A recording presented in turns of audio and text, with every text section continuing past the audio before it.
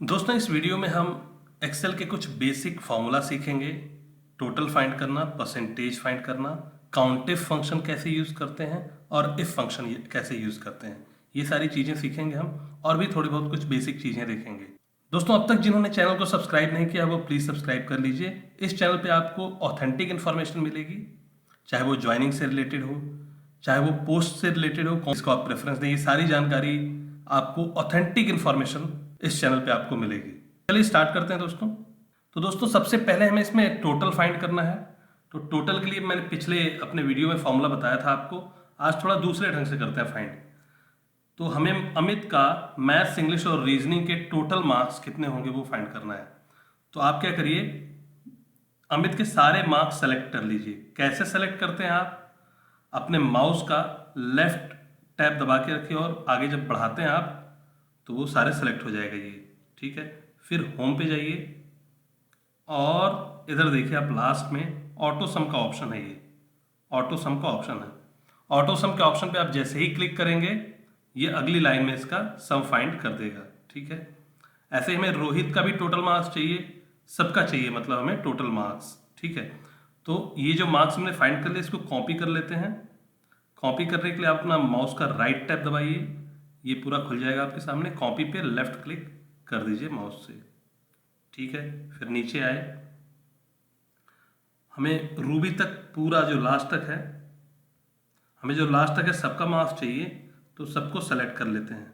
Mouse का left tab दबा के जब ड्रैग करते हैं नीचे तो सारा सेलेक्ट हो जाता है। अब माउस का राइट टैब दबाया और पेस्ट, ये इधर वाले नहीं करने हैं आपको, ये शुरू का पेस्ट पी जो है वही करना है, ठीक है। तो पेस्ट कर दिया आपने, ओके। अब परसेंटेज पे आते हैं, कैसे परसेंटेज फाइंड करते हैं। तो टोटल पता है हमें, मान लीजिए कि टोटल जो है इनका ये तो पता है हमें, टोटल 300 मार्क्स का पेपर था जिसमें इनको इतना मिला है। तो इक्वल टू लगाते हैं, इसी से फाइंड कर लेंगे हम, equal to this upon 300 into 100, ठीक। इससे हमें परसेंटेज मिल जाएगा। अब बाकी के परसेंटेज को फाइंड करने के लिए इसी परसेंटेज को आप कॉपी कर लीजिए, राइट टैब दबा के माउस का कॉपी पे क्लिक कर लीजिए और फिर ये सारे लाइन सेलेक्ट कर लीजिए। आप माउस का लेफ्ट टैब दबा के ड्रैग करिए, सेलेक्ट हो जाएगा। फिर राइट टैब दबाएंगे तो ये खुलेगा और इस पर लेफ्ट टैब दबा के आप पेस्ट कर लेंगे, ठीक है। तो ये सारे आ गए परसेंटेज, ठीक। अब काउंट पे चलते हैं। काउंट के लिए आपको क्या करना है, काउंट में बेसिकली मेरा मतलब क्या है, मैं ये जानना चाहता हूं कि अमित के कितने सब्जेक्ट्स में, मान लीजिए चलिए 55 से कम मार्क्स हैं, तो 3 सब्जेक्ट हैं, कितने सब्जेक्ट में अमित के 55 से कम है, ये फॉर्मूले से कैसे पता चलेगा हमें। उसके लिए हम क्या करेंगे, इक्वल टू लिखेंगे और हमें काउंटिव फंक्शन यूज करना होगा। कहां से काउंटिव फंक्शन मिलेगा, फॉर्मूलाज में जाएंगे आप, ठीक है। इंसर्ट फंक्शन पे क्लिक करिए और ऑल पे मैं कर देता हूं एक बार। और हमें चाहिए काउंटिव, तो ये लाइन है, इसी में सारा होता है। इसको नीचे भी आप करके कर सकते हैं। एक बार सी पे क्लिक कर दें तो सीधा सी पे पहुंच जाएंगे, वहां से फाइंड कर सकते हैं हम, ठीक है। तो चलिए खोजते हैं काउंटिव को, ये रहा काउंटिव, ठीक है। तो जैसे ही काउंटिव पे आप क्लिक करेंगे 2 बार अपने माउस के लेफ्ट हैंड टैब से, तो ये एक विंडो खुल जाती है। इस पे रेंज देना होता है। तो आप किन मार्क्स में जानना चाहते हैं कि 55 से कम, आप मैथ्स, इंग्लिश और रीजनिंग में जानना चाहते हैं, तो तीनों को सेलेक्ट कर लीजिए। अपने माउस का लेफ्ट टैब दबा के तीनों को सेलेक्ट कर लीजिए। क्राइटेरिया क्या आप देंगे, लेस देन 55, लेस देन 55 देंगे आप, लेस देन 55, ठीक है।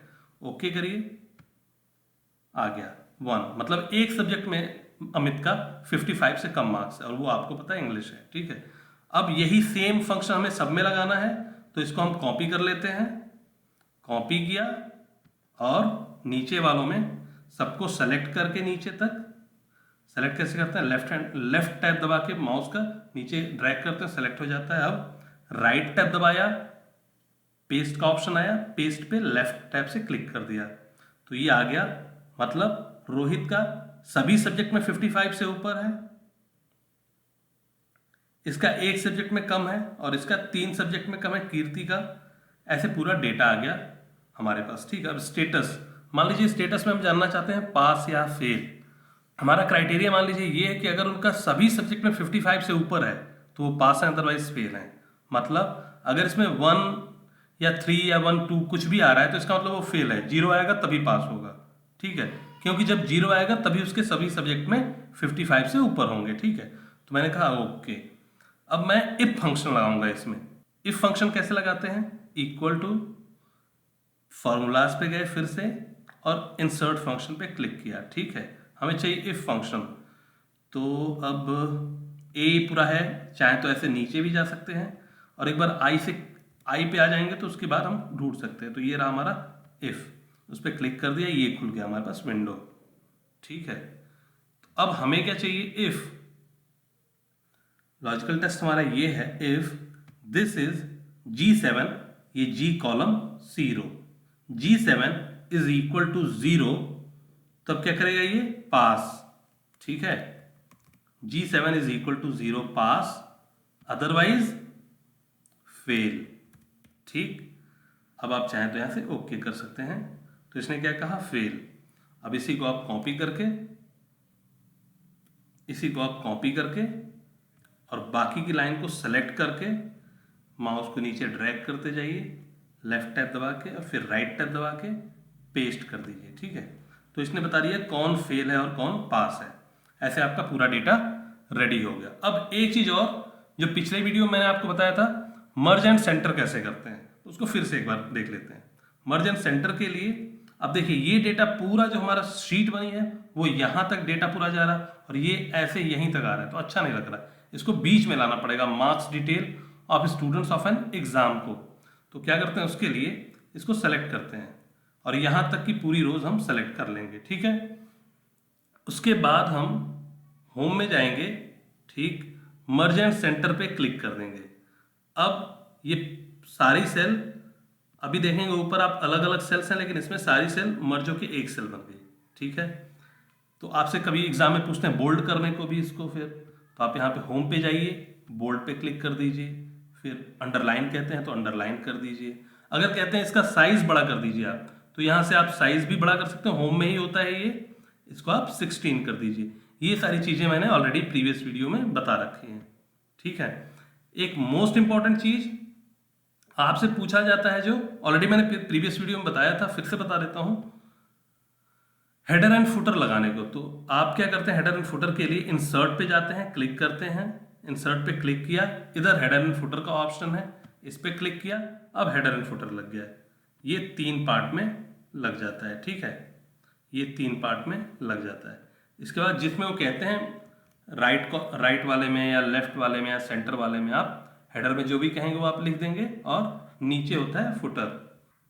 ये रहा नीचे है फुटर, देख लेते हैं, ये रहा देखिए फुटर। इसमें जो भी आपसे कहते हैं वो आप लिख सकते हैं, तीनों में अलग अलग, ठीक है।